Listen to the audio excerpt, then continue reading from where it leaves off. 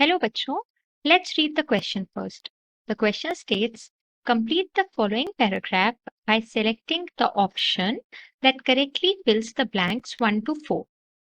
यहाँ पर एक पैराग्राफ दिया हुआ है और इसमें 4 ब्लैंक्स हैं जिनको हमें सही से फिल करना है और फिर सही ऑप्शन चूज करना है।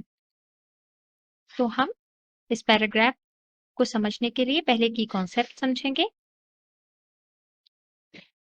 Here it's written, the kidneys have built-in mechanisms for the regulation of glomerular filtration rate.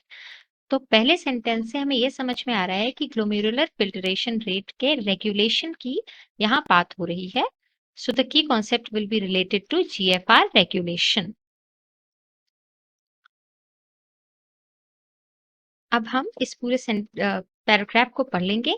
One such efficient mechanism is carried out by dash.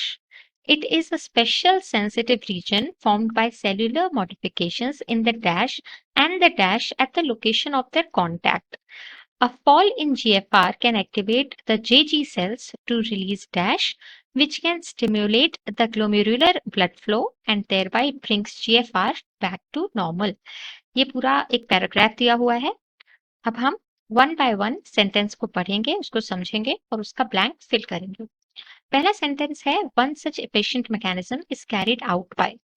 ये जो मैकेनिज्म है जीएफआर के रेगुलेशन का, ये कैरिड आउट कौन करता है?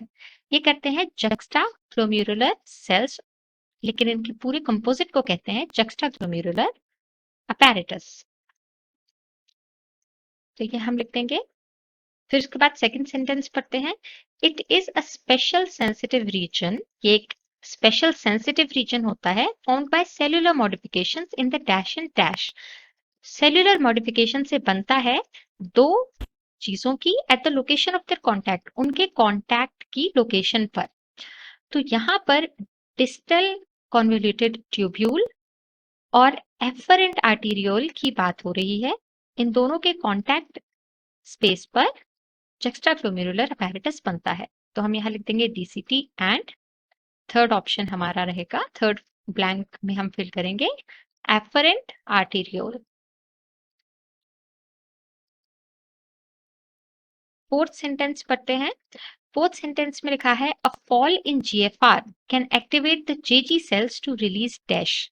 जब जीएफआर में फॉल होता है तो जेजी सेल जक्स्टाग्लोमेरुलर सेल्स जो हैं वो एक्टिवेट हो जाते हैं और रिलीज करते हैं एक हार्मोन रेनिन। रेनिन रिलीज करते हैं, तो हम यहाँ पर 4 में लिख देंगे रेनिन।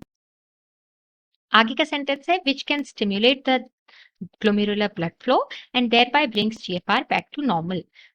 यानी कि ग्लोमेरुलर ब्लड फ्लो को स्टिम्युलेट करता है और जीएफआर को बैक टू नॉर्मल कर देता है ये एंजाइम।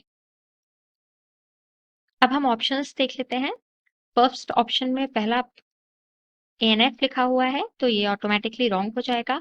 सेकंड में भी पहला ही ऑप्शन गलत है, तो एएनएफ रॉन्ग हो जाएगा। थर्ड में JGA is right, but then there is PCT written, so proximal, so that will be wrong. Fourth option में JGA करेक्ट है, DCT करेक्ट है, afferent arteriole करेक्ट है, and renin is also right. So the final answer would be option number 4. Hope you understood it well. All the best.